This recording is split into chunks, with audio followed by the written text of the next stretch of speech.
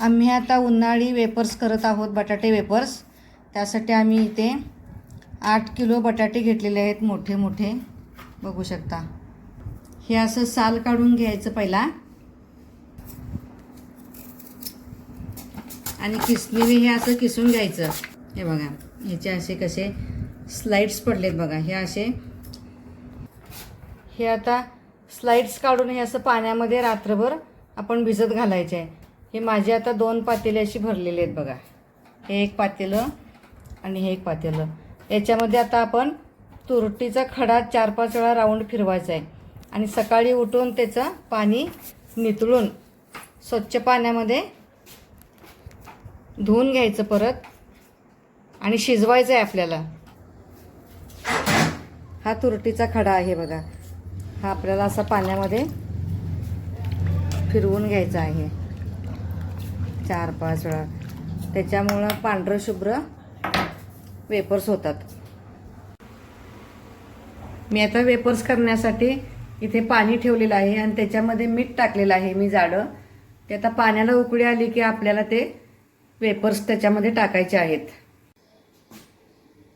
हे बघा, हे मी आता हे असं रात्रभर भिजत घातलं होतं. किती पांढरं शुभ्र निघलंय बघा.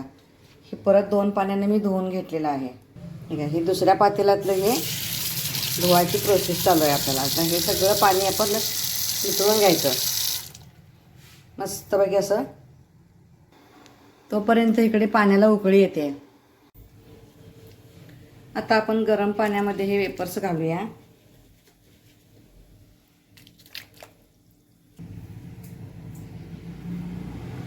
हे आता आपण शिजवून घ्यायचं. जास्त शिजवायचं नाही आहे, फक्त नरम पडूपर्यंत शिजवायचं आहे आपल्याला.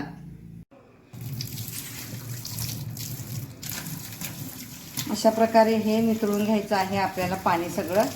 बटाटे हे शिजलेले आहेत, चिप्स आपले.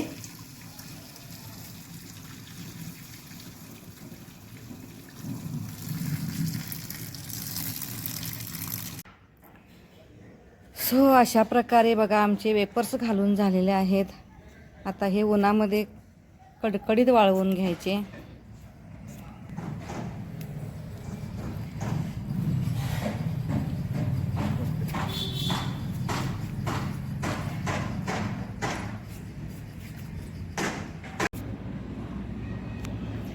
तर तुम्ही बघू शकता हे दिवसभराच्या उन्हामुळे कसे आकसून धरलेले आहेत बघा आपले वेपर्स.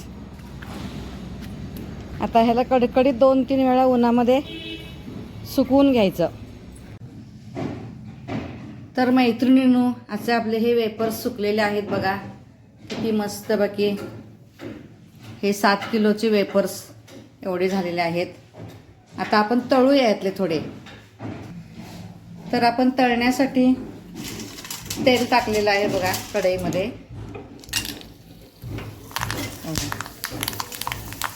वाव, काय मस्त फुलतायत